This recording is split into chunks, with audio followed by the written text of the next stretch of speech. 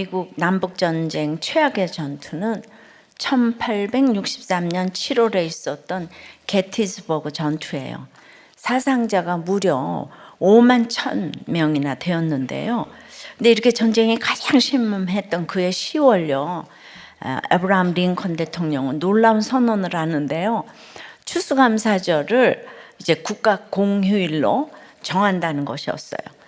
비참한 전쟁 중에서도 농사는 계속되었고 수확이 나왔기 때문입니다. 그래서 링컨은 이렇게 말해요. 이 위대한 일들은 인간의 지혜나 손이 이룬 게 아닙니다. 지극히 높으신 하나님께서 베푸신 은혜의 산물입니다. 예. 하나님께서는 지금 우리 죄 때문에 전쟁으로 진노하고 계십니다. 그럼에도 불구하고 주님은 우리를 향한 자비를 잊지 않으셨습니다. 예, 이 전쟁 중에 감사해야 할 남은 게 있었단 거예요. 하나님의 자비와 우리의 죄, 감사와 회개, 이것을 전쟁 중에 링컨이 외친 것이에요. 지난주에 수능도 있었는데 우리는 붙으면 회개하고 떨어지면 감사하죠.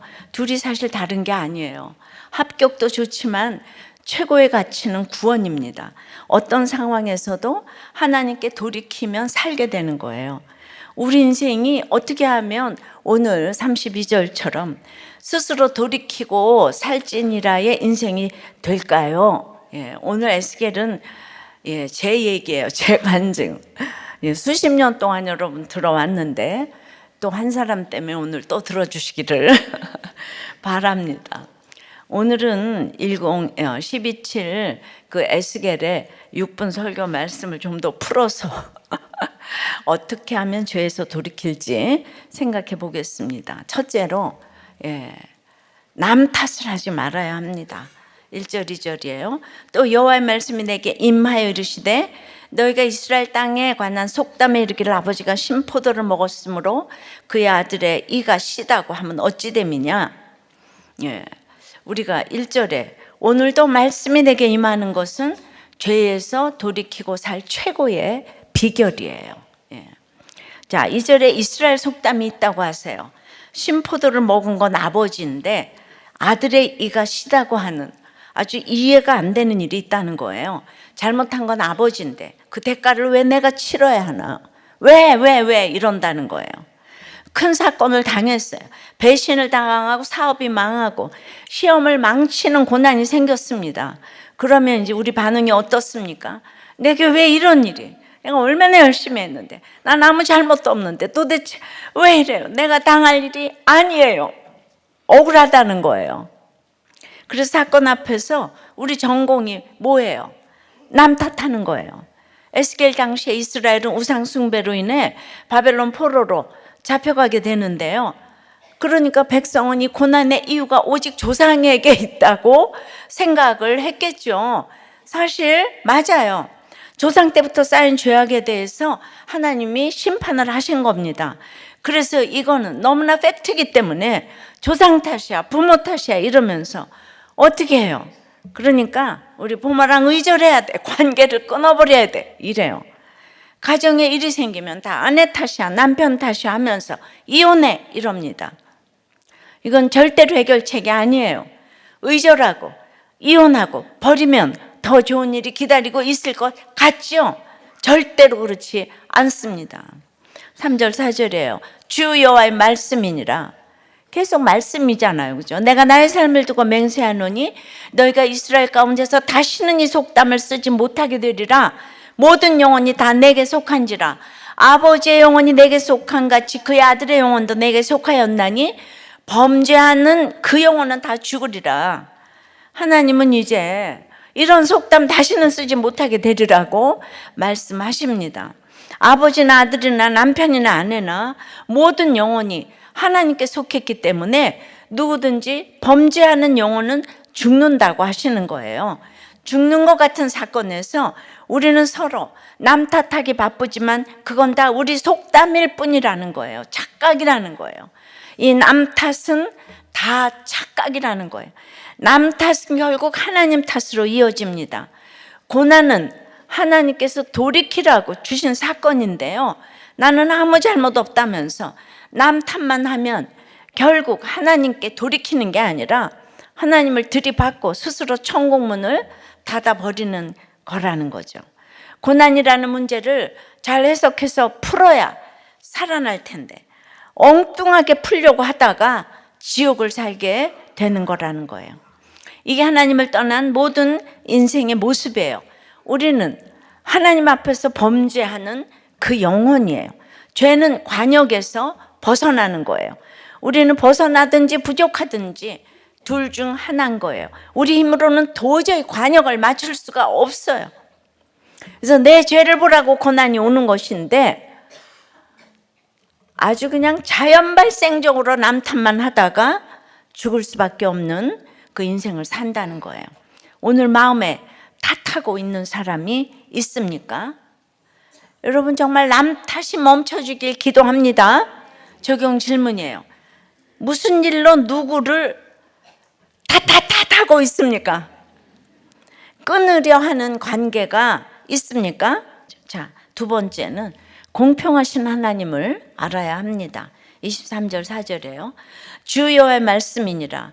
내가 어찌 악인이 죽는 것을 조금인들 기뻐하랴. 그가 돌이켜 그 길에서 떠나 사는 것을 어찌 기뻐하지 아니하겠느냐. 만일 의인이 돌이켜 그 공의에서 떠나 범죄하고 악인이 행하는 모든 가증한 일대로 행하면 살겠느냐. 그가 행한 공의로운 일은 하나도 기억함이 되지 아니하리니 그가 그 범한 허물과 그 지은 죄로 인하여 죽으리라. 우리가 악인이에요. 그러나 하나님은 악인이 죽는 것을 조금도 기뻐하지 않으세요. 대신 뭘 기뻐하세요? 악인인 우리가 돌이켜 사는 것을 기뻐하세요. 그러면 어디에서 어디로 돌이켜야 할까요? 24절부터 27절까지 그 답이 나오는데요. 죄악에서 떠나 공의로 돌이켜야 한다고 하세요. 공의가 뭐예요? 최고의 의인데요. 이건 바로 예수 그리스도를 알고 믿는 것입니다. 그러니까 쉽게 말하면 예수 그리스도를 안 믿는 것은 돌이키지 않는 것이고 예수 그리스도를 믿는 것만이 돌이키는 거예요. 아무리 의인이어도 예수님을 믿지 않으면 죽는다는 거예요. 예수를 믿는 것이 돌이켜 사는 것이에요. 이것을 하나님이 가장 기뻐하시는 것이에요. 근데 우리는 이런 공의를 말씀하시는 하나님에 대해서 뭐라고 합니까? 25절에 그런데 너희는 이르기를 주의 길이 공평치 않다는도다. 이스라엘 족속아 들을지어다. 내 길이 어찌 공평치 아니하냐? 너희 길이 공평치 아니한 것 아니냐? 이스라엘 백성의 이런 외침이 얼마나 심했으면 29절에도 똑같은 말씀이 나오는 거예요. 이건 곧 우리 마음에 처음부터 있던 생각인 거예요. 그런데 하나님이 공의로운 분이 아니시고 공평하지 못한 분이시라면 우리도 예수님을 믿을 수가 없는 거예요. 그런 하나님이라면 나는 안 믿는다 이러는 거예요. 그런데 예수님은 하나님이 완전하게 공의로운 분임을 아셨어요. 하나님께서 의로우시다, 100% 옳으시다는 걸 아셨어요. 그래서 자발적으로 우리 십자가를 대신 지시고 심지어 자기를 죽이려고 한 사람들도 모두 용서하셨어요. 왜냐하면 하나님은 100% 옳으시니까요. 하나님은 공의로우시니까요. 공평하시니까 말이죠.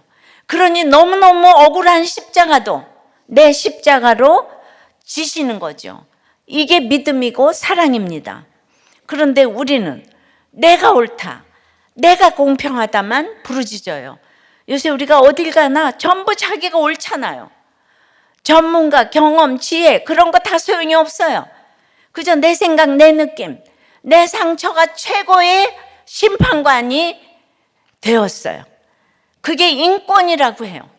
그 결과가 무엇입니까? 온 나라가 전쟁통이 되었어요. 정말 큰일이에요. 너무 큰 죄악이에요. 너무너무 슬프고 두려운 일이에요. 없는 죄도 만들고 있는 죄도 없애고 다 내가 옳다 그래요. 서로가 다 내가 옳대요. 이렇게 내가 옳다만 외치면서 하나님이 공평하지 못하시다고 불평하니까 내 사건이 해석이 안 되고 그래서 결국 영원히 해결이 안 되는 거예요. 하나님은 공평하지 않다고 부르짖는 이스라엘의 뿌리 깊은 죄에도 불구하고 하나님은 반복해서 설명을 해주고 계십니다. 아니다, 나는 공평하다. 너희가 공평하지 않은 거야. 너희 길이 비뚤어진 것이야. 하나님은 왜 이렇게 반복해서 말씀하실까요? 사랑 때문이에요. 계속 남 탓하고 하나님 탓해도 하나님은 사랑 때문에 우리를 포기 못하세요. 바벨론 포로로 잡혀가게 하셔서라도 돌이키려고 하세요. 포기하지 않는 사랑, 이것이 하나님의 사랑입니다. 그래서 제발 성도로서 해석 잘하라고 강력하게, 나는 공평하다, 네가 공평하지 않은 거야 라고 강력하게 말씀을 하십니다. 제발 좀 들으라고 오늘도 말씀하십니다. 지금 안 들려도 집에 가서 다시 들어보세요. 예. 적용 질문이에요. 여러분에게는 하나님이 공평하십니까? 불공평하십니까? 이제는 인정해야 할 내 공평하지 못함은 무엇입니까? 돌이키고 살지니라. 첫째는 뭐라고요? 남 탓을 하지 말아야 되는 거예요. 그러려면 두 번째는 뭐예요? 공평하신 하나님을 알아야 되는 거예요. 그러면 세 번째는 이제 내 탓이라고 여겨야 되는 거예요. 남 탓이 아니고 내 탓.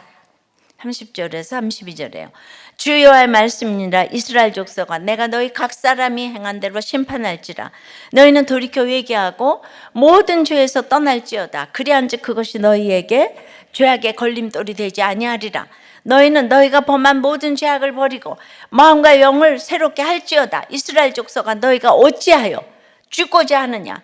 주 여호와의 말씀이니라. 죽을 자가 죽는 것도 내가 기뻐하지 아니하노니 너희는 스스로 돌이키고 살지니라. 여기서 제목을 가져왔어요. 오늘 말씀의 결론이에요.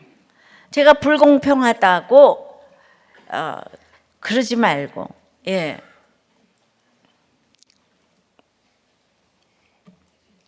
부모 탓이다, 남편 탓이다, 아내 탓이다, 자녀 탓이다, 사장 탓이다, 직원 탓이다, 선생 탓이다, 학생 탓이다, 여당 탓이다, 야당 탓이다. 제발 좀 이러지 말고 공평하신 하나님을 알아라.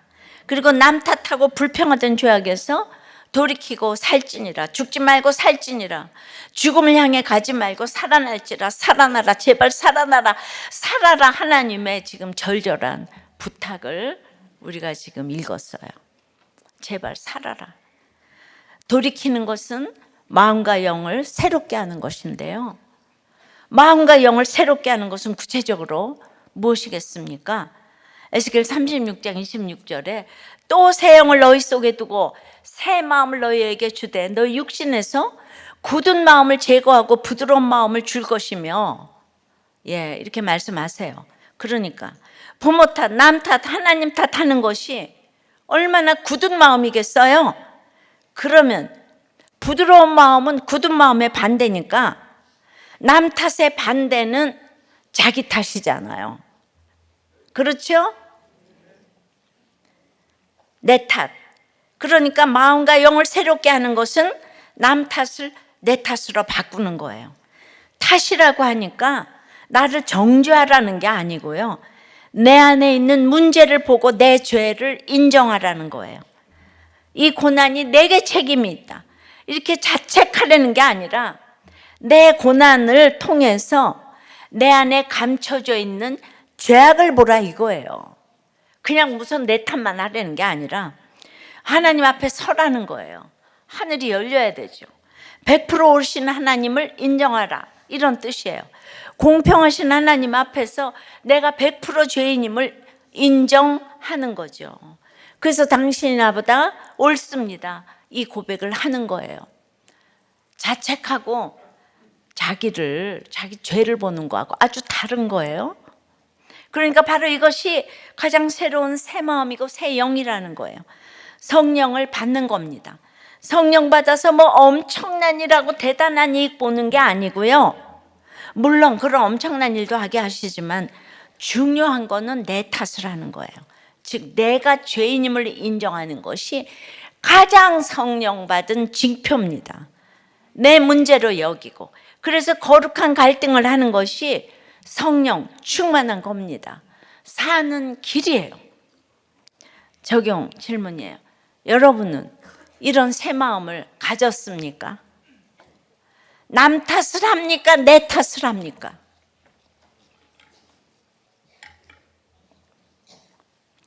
땅끝까지 내려간 저는 남편 때문에 이제 마음과 영을 새롭게 해서 내 탓으로 여기며 스스로 돌이키고 살게 되는 이 성령의 회개를 하게 되었어요. 팔을 아무리 비틀어도 깨지지 않을 죄가, 예, 아무리 비틀어도 아야 요래요. 아야 이러지 않고, 예, 그런 제가 얼마나 교만한 걸 알게 되고요. 예, 이 부분은 길어서 생략합니다. 책 보세요. 예. 회개한 후에 나를 위해 남편이 수고한다는 생각을 스스로 하게 되고, 그리고 이제 남편을 위해 생명을 내놓는 기도를 하게 되었어요. 그리고 병원이 망해서라도 그가 이 좋은 예수를 알고 구원받기를 바란 것은 그가 세상적으로, 예, 별로 고생을 안 했기 때문이에요. 예, 그런데 그에게 안식이 없더라고요. 안식이 생기길 소망했고요. 그러면서 하루하루가 생명을 내놓으니까 막 이래도 생명을 내놓을래 하는 사건들이 막 생겼어요. 성경책을 막 찍고 그냥. 예. 그런데 그렇게 생명을 내놓고 하루하루가 사건의 연속이었지만은 18장 1절에도 또 여호와의 말씀 내게 임하이르시되, 3절에도 주 여호와의 말씀이니라, 23절에도 주 여호와의 말씀이니라, 30절에도 주 여호와의 말씀이니라, 32절에도 주 여호와의 말씀이니라. 이 18장에 이렇게 말씀이 많이 나오는 거예요. 그러니까 말씀이 임하니까 말씀대로 띵크를 하게 되니까, 예, 그 굴송이처럼 단말씀이 임하니까 그 사건보다 더 좋은 기쁨이 생겼어요. 그러니까 죄의 그 문제를 해결하지 않고는 돌이킬 수도 살 수도 없는데요. 예. 그러니까 팩트만 보면 죽을 수밖에 없는데, 그래서 문제만 생기면 그래서 이혼하고 자살하는 게 답이라고 생각하잖아요. 예. 그리고 다들 옆에서 부모가 돼가지고, 예, 네가 왜 그러고 사니? 어디가 못나서? 맞다, 이혼해. 이렇게 부추기시는 거예요.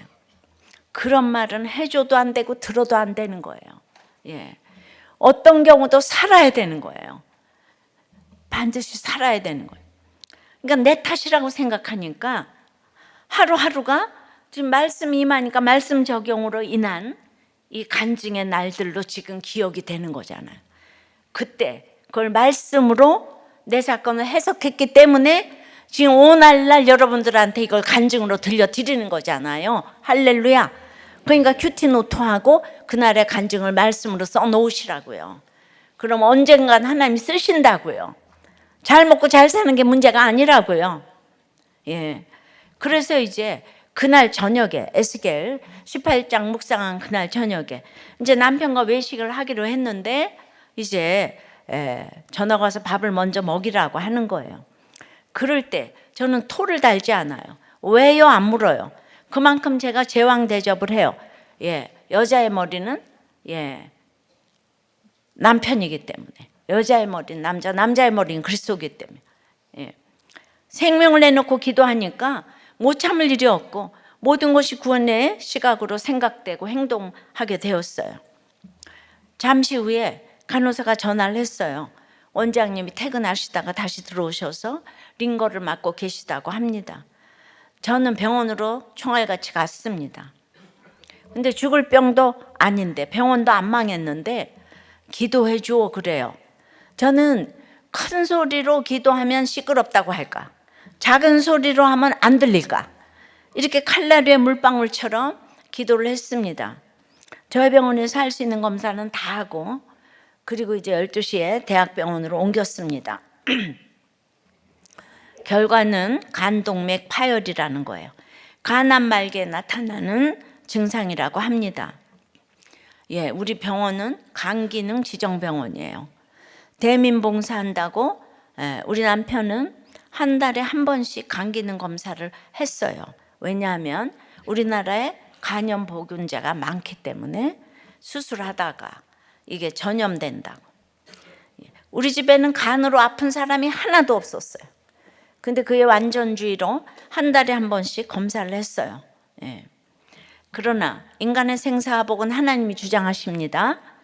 예, 저는 이 병명을 가지고 남편에게 뛰어들어가서 회개하고 예수 믿고 천국 가지 않으면 애들 데리고 살 자신이 없다고 했습니다. 아이들과 부모님밖에 모르던 남편은 그 얘기를 듣고 처음에 첫말이 사람이 죽는 것은 정한이치인데 왜 이렇게 울고 난리를 치냐고 베드로전서 3장 얘기를 하면서 이제 보니 예수 헛믿었다고 하면서 그때부터 이제 완전히 제 걱정을 하기 시작했습니다. 식구들은 저를 불러내서 철이 없고 경솔하다고 했어요. 왜 병명을 말해서 살 소망을 끊느냐고 했습니다.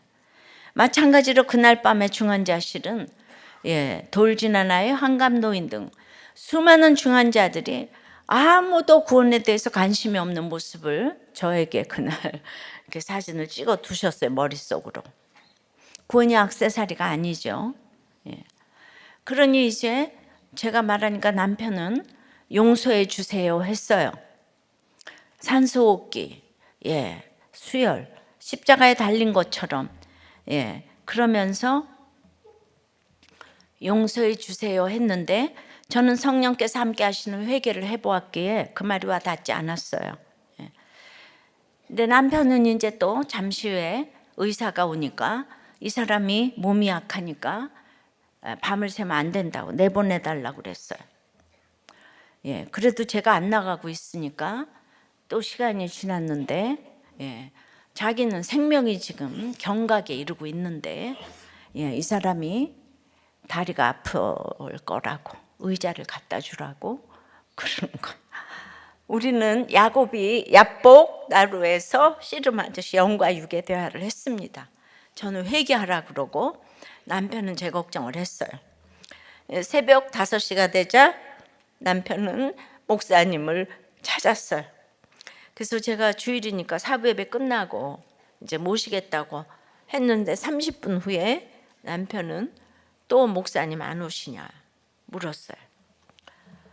그런 말을 할 사람이 아닌데 저는 사부 예배 끝나기 전에 데려가실지도 모른다는 생각을 성령이 주셨어요. 십자가는 지혜고 지혜는 타이밍이라 그랬잖아요. 이 타이밍이 얼마나 중요한지 몰라요. 이번에 나가서 설교한 것도 결국은 큐티를 했기 때문에 제가 적용한 거예요. 그러니까 하나님, 그런데 이번에 정말 나갔어야 돼요. 지나고 나서 보니까. 근데 그때는 모르겠어요. 제가.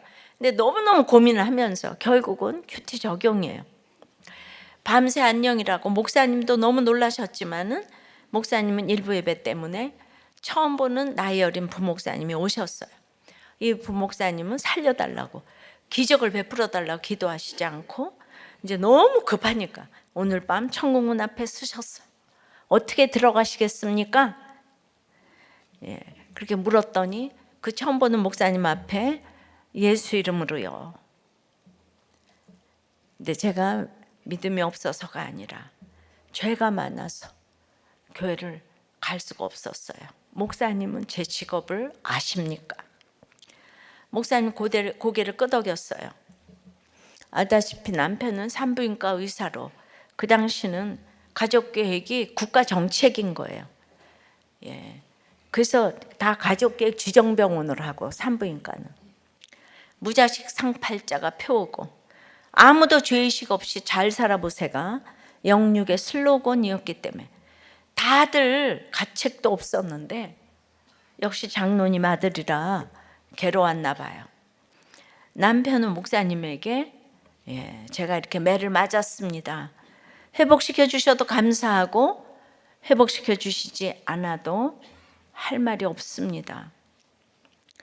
남편은 자기는 그렇게 괴로운데 저는 늘 성경만 보고 있으니까 막 남편이 성경도 찍고 그랬죠.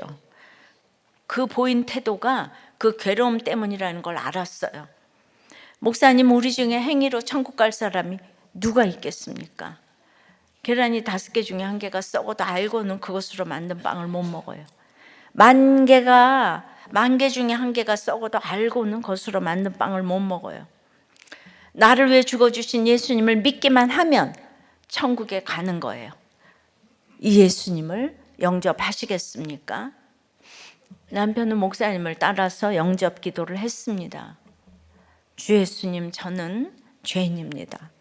지금까지 세상이 저희 주인이었어요. 이제부터 나를 위해 죽어주신 예수님을 제 인생의 주인으로 영접합니다. 그리고 부활하신 주님을 믿습니다. 연약한 인생입니다. 불쌍히 여겨 주시옵소서. 남편이 구원받는 순간이었어요. 평생 교회를 다녔다고 하는데 45년 만에 주님을 인격적으로 만났습니다. 제가 그 순간 영원히 잊지 못하죠. 그래서 우리 식구들이 구원받고 천국 가면 자녀들이, 유가족들이 사는 태도를 보면 알아요. 진짜 구원받고 갔으면 그렇게 딴소리들 안 해요. 구원받고 갔기 때문에 제가 이렇게 34년, 5년 이렇게 기쁘게 사는 거예요. 우리들 교회는 저희 구원 간증 때문에 모두들 구원 때문에 애통해 하시고 병상세례, 영접 신방이 정말 많습니다. 남편은 저에게 가장 먼저 용서를 구했어요. 그리고 친정아버지에게는 아들 없는 집에 와서 아들 노릇 못했다고 또 회개했어요. 시댁 식구에게도 미워서 비판한 것 아니라고 또 회개를 했어요. 그런데 이제 목사님이 가신 후에 저한테 이렇게 얘기를 하는 거예요. 사실 이 고백을 당신에게 하고 싶었다. 그런데 순서가 있잖아. 이러는 거예요. 거기서까지 순서를 따지더라고요. 네. 그러나 생각해 보세요. 그 영접하는 그 시간에 증인이 없으면 어쩔 뻔했습니까? 우리 남편이 정말 목사님을 잘 모신 거죠. 예. 그러면서 이제 저에게 우리 병원에 가서 자기는 이렇게 오래 안 산다. 12시면 산소호흡기를 뺄 거니까 이제 그 병원비 가져오라고 하면서, 그리고 이제 병원 가서 병원 생활비 주고 병원 기름값 주고, 그리고 이제 또 무슨 얘기를 했냐면요, 옥상에 고추를 널어놨는데 가서 거두라는 거예요. 예.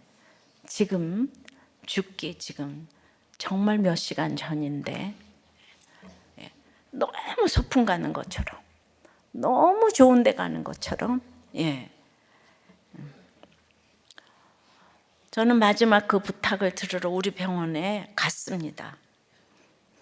할 일을 다 하고 1시간 만에 돌아왔는데 이제 그동안 그 1시간 동안 남편은 나처럼 살지 말라고 45년 동안 하지 못한 전도를 그 시간에 했어요. 그리고 이제 제가 병원에 다녀왔더니 저를 보고 너무 잘했다고 칭찬을 하는 거예요. 큰일은 그렇게 작은 일부터 하는 거라고. 숨이 헐떡거리면서 3번이나 칭찬을 해줬어요. 그리고 이제 자신의 장례식을 내가 치르게 해서 미안하다고. 그때가 이제 명절이니까 간호사들 휴가 다 반납시키고 사무장하고 장례 잘 치를 수 있으니까 하나도 걱정하지 말라고. 그 하루도 안 되는 시간에 일어난 남편의 태도를 보면서 그 처음부터 끝까지 지금 예수 그리스도를 믿은 사람의 태도, 구원받은 사람의 태도를 봤어요. 제가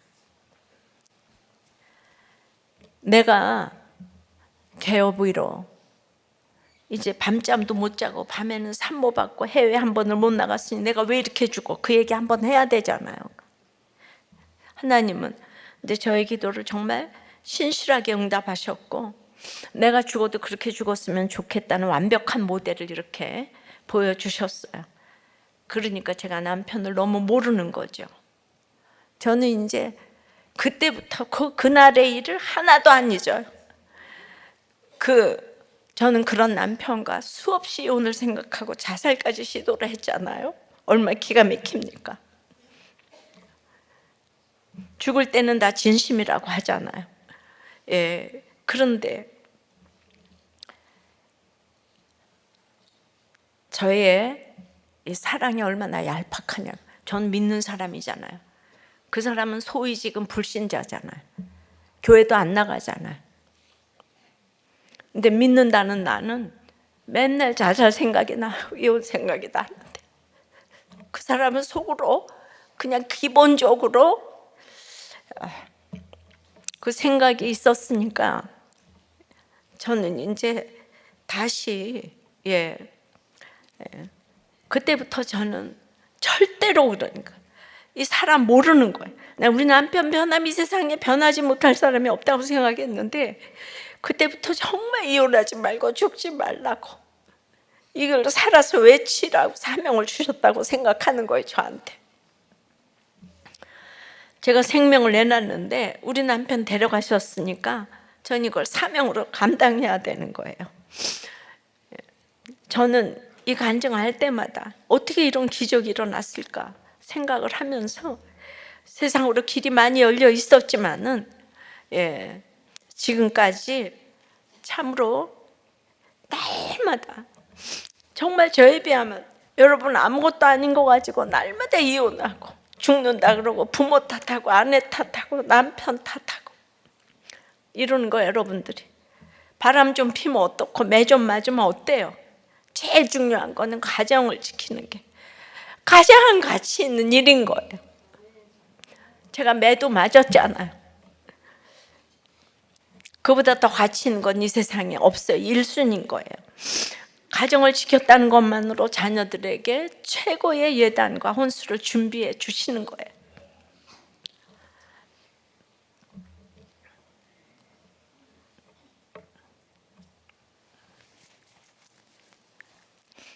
다 보여줬는데 제가 모른 척 했던 것 같아요.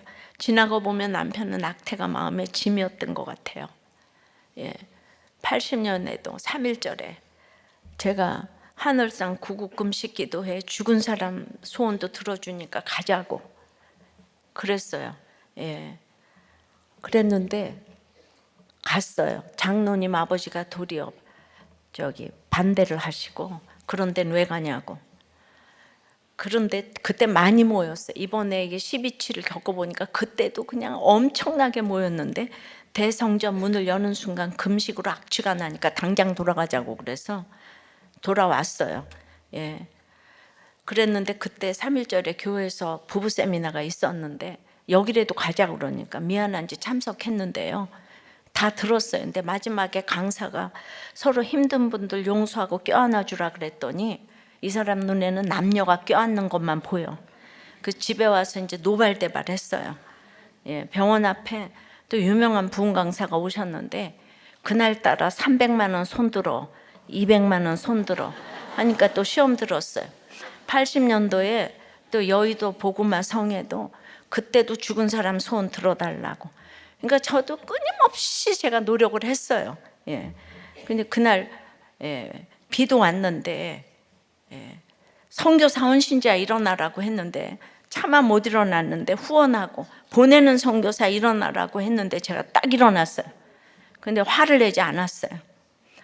천국 간 그 해에는 송구영신 때 눈이 오는데 오산리 기도원에 갔었어요.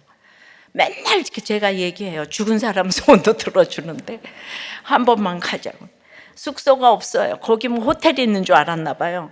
그러니까 대성전에서 자라고 하니까 또 다시 오면서 처음으로 부드럽게, 내가 오늘 몸이 안 좋아서 여기서 못 자니까 구정 때 다시 오자고. 물론 그 약속 못 지켰는데 남편이 낙태 수술하면서 고개를 절레절레 흔들면서 끔찍하다는 소리를 여러 번 했어요. 그러니까 술 먹고 괴로워서 저에게 모두 해댔는데, 이렇게 여러 차례 기도원을 가고 예배를 드리러 가고 했다는 사실이 악에서 돌이키고 살 택자였다는 생각을 다시 한번 하게 됩니다. 그러니까 무조건 행위로 날 때리고 어쩌고 저쩌고, 그 사람이 왜 그렇게 힘든가, 이 생각을 좀 해줘야 되는데, 그래서 저는 이제 왜 그렇게 날마다 목사님은 그렇게 간절하냐, 이 생각을 잊어버려질 수가 없는 거죠. 저는 저의 사랑의 넓이와 높이가 너무 얄팍해서 죽을 때까지 회개를 해도 부족함이 없고, 그래서 당연히 제가 좋은 일 한 게 아니고 저의 값으로 그 병원을 하나님께 드릴 수밖에 없었어요. 왜냐하면 날마다 그 생각을 했어요. 저는 낙태 간증을 하는데 이 죄는 어떡하나, 다들 말만 하고 아무도 죄의 값을 치르지 않는데 낙태를 하지 말라고 하면 내가 뭔가를 그거를 해야 되지 않냐. 이게 그냥 구원이 이루어지는 게 아니지 않는가. 누구는 저보고 이걸 자랑을 한다고 그래요. 내가 자랑하려고 이런 얘기 하겠어요? 스스로 돌이키고 살면 어떤 사람이든지 이렇게 변할 수 있는 거예요. 그걸 못 믿어서 자꾸 하나님 남 탓하면서 죽는다, 이혼한다. 여러분, 이혼 안 하면 우리나라 잘 살아요. 이혼만 안 하면 잘 살아요. 이혼에서부터 모든 게 출발되는 거예요. 우리들 교회를 보니까 진짜 그래요. 제 사명은 가정중수 말씀 묵상인데요, 저는 이사만 가도 여행만 가도 안 하는 큐티를 남편의 시신 앞에서 했잖아요. 그것이 오늘 읽은 에스겔 18장이에요. 27절 8절에 만약 악인이 그 행한 악을 떠나 정의와 공의를 행하면 그 영혼을 보전하리라. 그러나 하필이면 영접한 날 데려가시는 것은 너무 공평하지 않다는 말이 제 입에서 나올 수밖에 없었죠. 나는 학생일 때, 며느리 때, 아내 때 순종했는데 왜 나에게 이러시냐고, 나에게는 너무 혹독하시다고, 공평하지 않으시다고 했어요.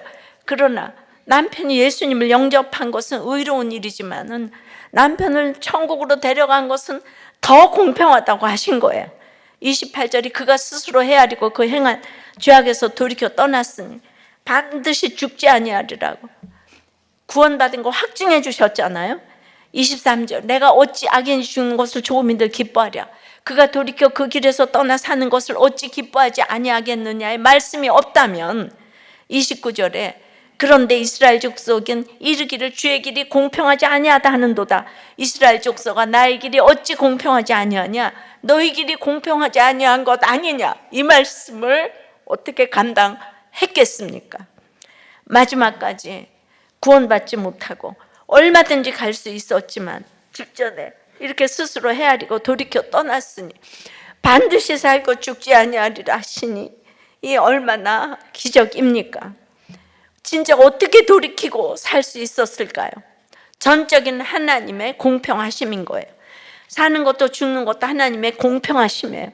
한 가지 의를 행하고 주 예수 그리스도를 영접하고 사는 것이 사는 길이라고, 사는 길이고 천국 가는 길이라고 하십니다. 저는 남편이 천국 간 그날 큐티 노트에 남편이 구원되었다 할렐루야 느낌표 여러 개를 썼어요. 제가 왜 이렇게 눈물로 간증을 하는가 하면 항상 제 남편이 대신 같다, 나는 덤으로 사는 인생이다, 이 생각이 있는 거예요. 남편의 이 구원 간증은 12.7 연합예배에서도 쓰임을 받았어요. 한 생명이 귀하다, 한 사람이 돌이켜 살아나는 것을 하나님이 가장 기뻐하신다는 걸 보여주는 표징이 되었어요. 이런 모든 것들이 돌이키고 살지니라 부르시는 하나님의 외침이 되길 바라고, 특별히 다음 세대를 향한 우리의 믿음의 유언이 되면 좋겠습니다. 그래서 말씀으로 회복되고 살아나는 구원의 역사가 마지막 날까지 계속되기를 원합니다. 말씀을 맺어요. 돌이키고 살지니라는 남 탓을 하지 말라고 하세요. 그리고 이제 공평하신 하나님을 알아야 한다고 합니다. 예. 그리고 이제 내 탓이라고 여겨야 된다고 합니다. 남 탓하지 말고 공평하신 하나님을 알고 내 탓이라고 여기라고 합니다. 기도하겠습니다. 아버지 하나님, 밑동 잘린 나무처럼 짧은 인생 가운데 이렇게 제가 당한 것이 많으면 또 얼마나 많았겠습니까? 그런데 이렇게 그냥 그 시간에 그렇게 남 탓을 하고 참으로 나를 보지 못했기 때문에 참으로 우리 남편이 수고를 많이 했어요. 그렇게 완전히 부끄러운 저의 이렇게 모습을 보여주니 하나님이 참으로 공평하시고, 이제 아직도 남 탓을 하는 것이 있지만은 하나님이 100% 오르시라는 것을 알아도, 내가 100% 죄인이라는 것을 아직도 완전히 제가 이렇게 이 땅에 발을 딛고 사니 못 이렇게 인정하지 않을 때도 있지만은 이제 제 탓을 하게 됩니다. 저의 죄가 이렇게 보이게 됩니다. 주님, 참으로 오직 예수 그리스도를 믿음으로 우리가 의롭게 되는데, 주님, 우리는 그 행위로 나타나는 거 가지고 날마다 옳다 그르다 하면서 지옥을 살고 있는 우리들을 불쌍히 여겨 주시옵시고, 이렇게 이제 참으로 얼마 우리들에게 다 나이가 많으나 젊으나 밑동 잘린 이 나무같이 짧은 인생 가운데서 이제 마음과 영을 새롭게 해서 정말 거듭날 수 있는 그런 우리가 모두 될 수 있도록 스스로 돌이키고 살기를 원합니다. 주원같이 붉은 이 부모의 죄에도 나의 죄에도 오늘 한 가지 의인 예수 그리스도를 믿음으로 스스로 돌이키고 살기를 원합니다. 예수 그리스도 이름으로 기도드리옵나이다. 아멘.